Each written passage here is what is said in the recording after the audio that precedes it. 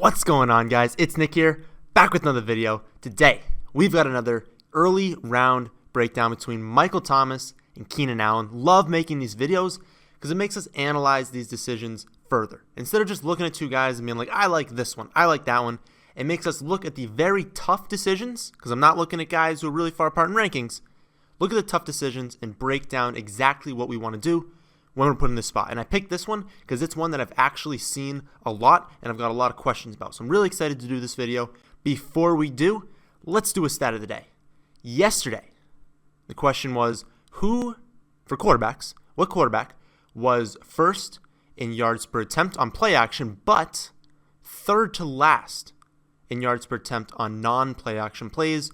That was Marcus Mariota. Caleb Winfrey got that stat of the day. Let's see who can get today's stat. Which wide receiver, since we're looking at wide receivers today, had the lowest yards per route run out of the slot? Both Michael Thomas and Keenan Allen are very good, like you'll see in a second, out of the slot. This guy was really bad. Lowest yards per route run out of the slot among qualified wide receivers, something like 200 routes was the minimum. So just not guys who ran like one route and got 0. So lowest yards per route run out of the slot. A quick reminder before we hop into this, the giveaway. We're giving away a signed T.Y. Hilton photo when we hit 13,000 subscribers. That's coming up very quickly. So make sure you're either subscribed to or both. Subscribe to the channel and following me and Dare on Twitter. You can check the description for more details on that. But without further ado, let's hop in to this breakdown. So chose Michael Thomas first just because I felt like it. I don't know. There was no real reason to it. I guess we can say the reason is he's being drafted first. But they're really being drafted right next to each other. He's wide receiver 5, 15th overall. This is for PPR scoring. It's very similar in standard. So 5th wide receiver off the board, 15th overall. It's about that early to mid second round spot. Athletically, he's really good. We all know that he's very good. He's not like an Odell, like a hyper elite athlete. He's not like a Jerick McKinnon that we saw last week with like 99th percentile and everything, but he's very much above average. 78th percentile SparkX score, 69th percentile height-adjusted speed score. He had PFF's second best wide receiver grade last season, and he's 25. This is a very young and talented wide receiver in a Drew Brees offense. He's finished as wide receiver 7 and wide receiver 6 in his only 2 NFL seasons, and if we look at his only 2 NFL seasons, as a rookie, 92 receptions, 1,137 yards, 9 touchdowns. That's pretty darn good. What's he doing his second year? 104 receptions, 1,245 yards, 5 more touchdowns. And we're going to get to the 5 touchdowns in either the next slide or the one after that. But we're going to touch on that. If you combine these 2 seasons, first 2 seasons as a pro, he becomes one of only 8 NFL wide receivers ever to put up what he did, which was over 2,375 receiving yards and 14 touchdowns. Only 8 wide receivers have ever done that. And if you look at the list of these players, yeah, he's got a bright future. Okay, so let's look at some more good things, because there are a lot of good things for really both of these wide receivers. He had the second lowest drop rate among qualified wide receivers last season. The dude catches the ball when you throw him the ball. Now it helps that, Drew Brees is throwing them the ball. He's a pretty darn accurate quarterback. But this guy's really good. 3.63 yards per route run out of the slot. I had to do a double take when I saw that stat. He was first by 1.4 yards per route run. That's insane. Now, he wasn't among the leaders in snaps out of the slot, but he still had a good amount of slot snaps. To get 3.63 yards per run, that's just incredible. 37.5 red zone touchdown rate. The league average among wide receivers who had at least 5 targets in the red zone was 24.7%. The 6th highest hog rate in the league. And now I move on to Drew Brees. So you say, okay, but he's playing with Drew Brees. He puts up monster numbers. Maybe he does it next year. Well, last season, Drew Brees had a 4.3% touchdown rate, which was his lowest since 2007. He only had 23 passing touchdowns, his lowest since 2003. And that was the first time Brees had been under 32 passing touchdowns since 2007. Since 2007, it's the first time he's been under 32, and he had 23. If there's any more sign of clear positive regression, it's that. Drew Brees is still elite. That defense was amazing last season. That run game was amazing last season. Expecting that to repeat is not something you should do. They're going to be good at running the ball. They're going to have a good defense. But to see the hyper efficiency they had running the ball and the hyper elite defense that they displayed last season, that's not going to happen. So they're not going to be winning as many games as easily as they had in this past season. They're going to be down a little bit more. And teams that are down throw the ball more. So I expect Drew Brees to increase his numbers. And when you look at Michael Thomas being the clear-cut number one, Cameron Meredith is there, of course. And I believe Cameron Meredith is a good wide receiver. But we all know that the targets are going to Michael Thomas. So what's bad? Well, he's got the 5th most difficult schedule in terms of pass defense efficiency. He's going to see some pretty difficult defenses. But to be completely fair, I dug into everything about Michael Thomas. That's it. That is all I could find. I brought up Meredith saying, okay, he could take some targets away, but they're just going to be some targets from Drew Brees that he's going to take away. Thomas is still going to get a ton. Brees could fall off. He's turning 40, but let's be honest with ourselves for a second. There's really not much you can take away from Michael Thomas. I'm not saying he's going to beat Antonio Brown or DeAndre Hopkins, but he is a very safe pick. Very safe pick. If you're one of those people who like safety in the 2nd round, it's Michael Thomas. I mean, it just doesn't get any safer. You're playing with Drew Brees. You're the clear-cut number one. It just doesn't get any safer than that. So, really like Michael Thomas. Even before we even get into Keenan Allen, there's no way I would ever tell someone they made a bad choice by taking Michael Thomas in the 2nd round. So, you guys know my love for Michael Thomas. Let's move on to Keenan Allen, another wide receiver who, guess what? I love. I absolutely love both of these wide receivers. 98th percentile breakout age, 95th percentile college dominator rating, below average athlete. You look at his metrics on playerprofiler.com, he's very below average athletically. But guess who else is? Antonio Brown. Antonio Brown also grades out below average athletically. That's not the only thing we look at. We like when our guys are super athletic and they're going to get the ball and they look really good in routes. But Keenan Allen is just a football player. He runs routes phenomenally. He gets open. And sometimes people can be hyper athletic and they just can't get open. Keenan Allen's the opposite. He's not super athletic, but he gets open. And Rivers trusts him. Rivers feeds him the football.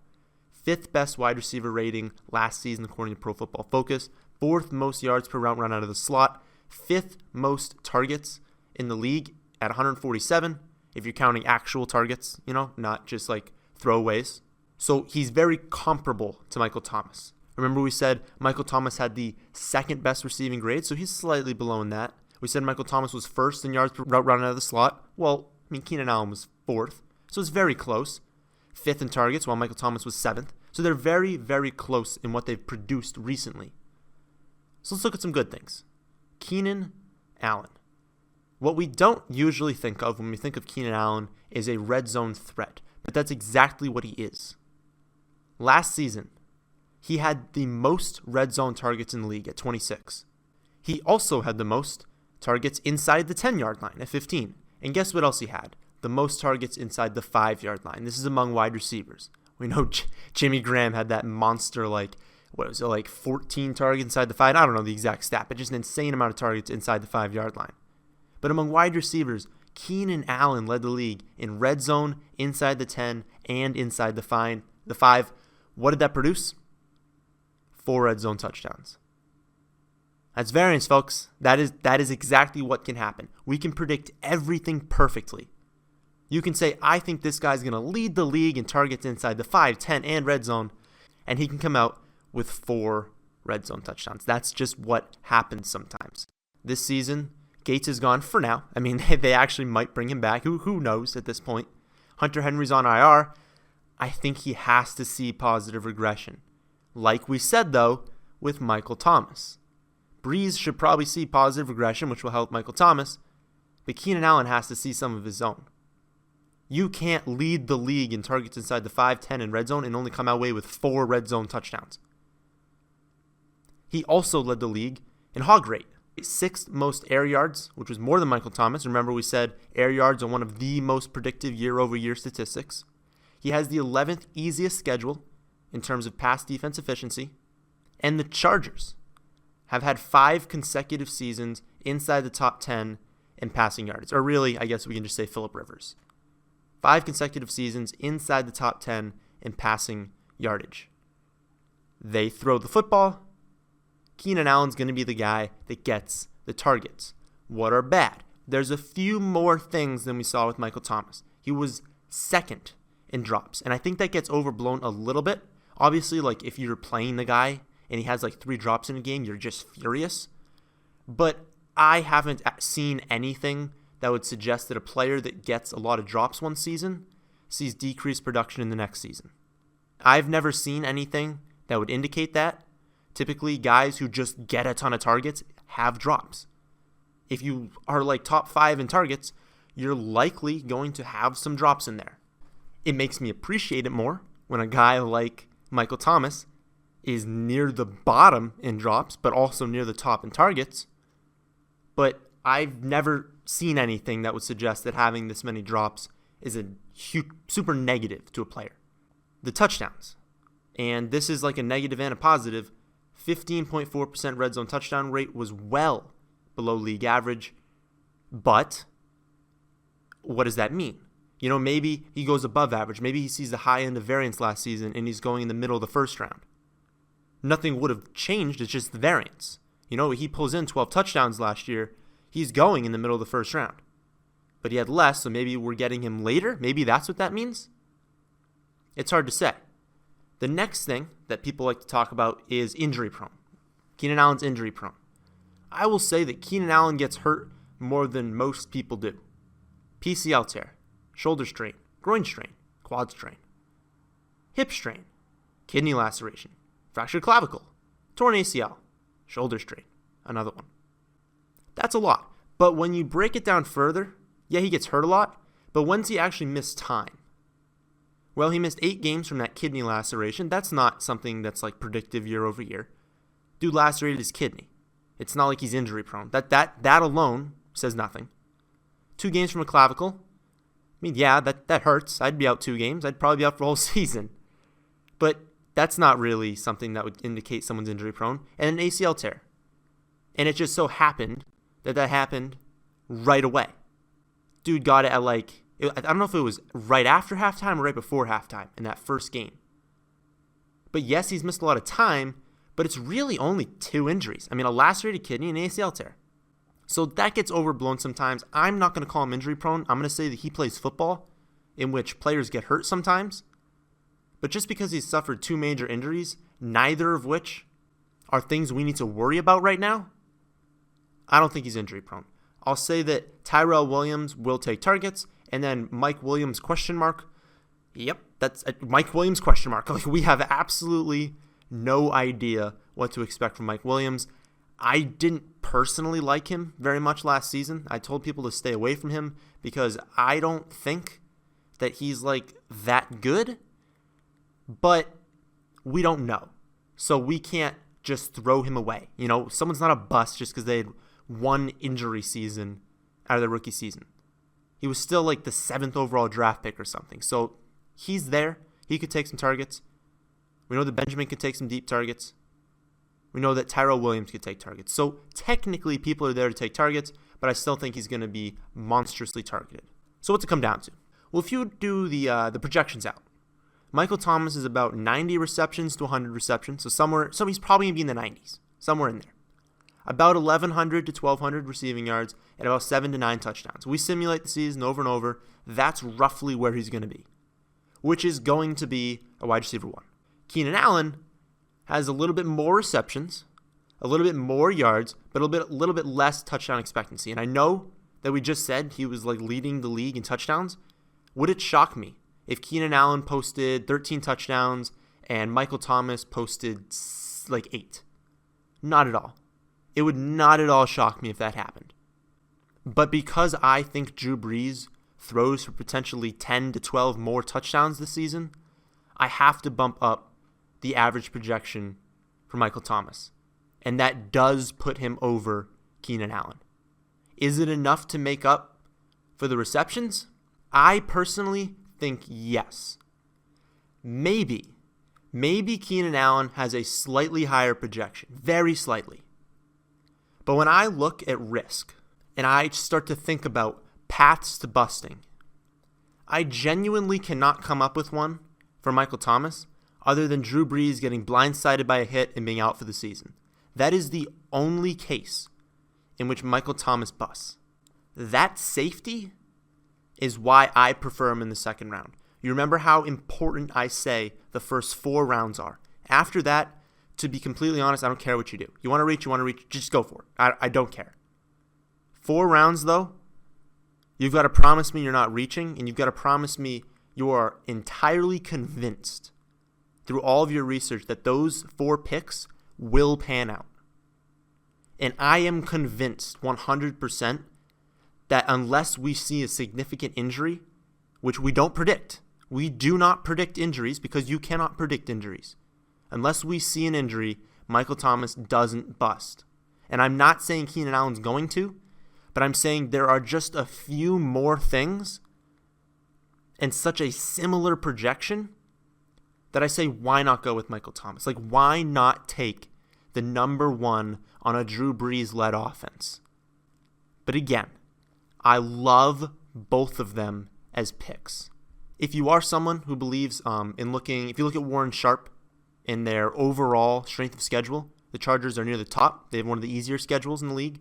They have an elite defense. If you think that field position is going to be on their side, which it probably will be, if you think that touchdown regression, positive regression will be on his side for Keenan Allen, and you think that all these things can combine for double-digit touchdowns, and that you're not concerned about Tyrell Williams or Mike Williams, draft Keenan Allen.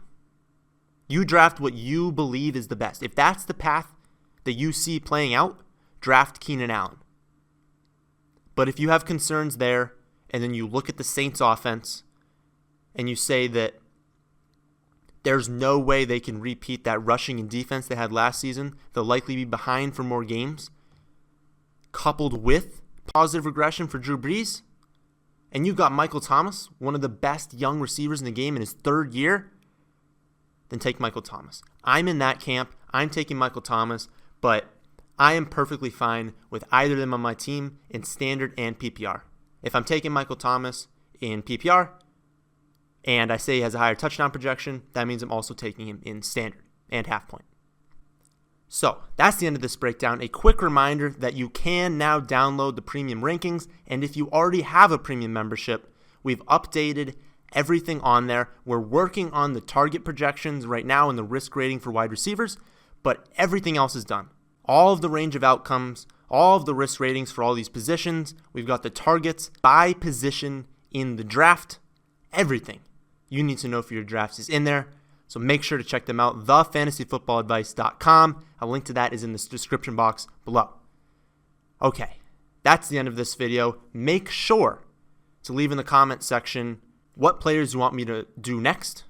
We're going to be doing at least one of these every single week, sometimes 2. And then once we get to about August 13th or so, we're going to be doing 7 days a week. So we might be able to move it to 3, or we might keep it at 2. We have not yet decided about that. That's the end of this one. Hope you guys did enjoy. If you did, how about we hit that like button? How about we subscribe if we're new? Thanks for watching.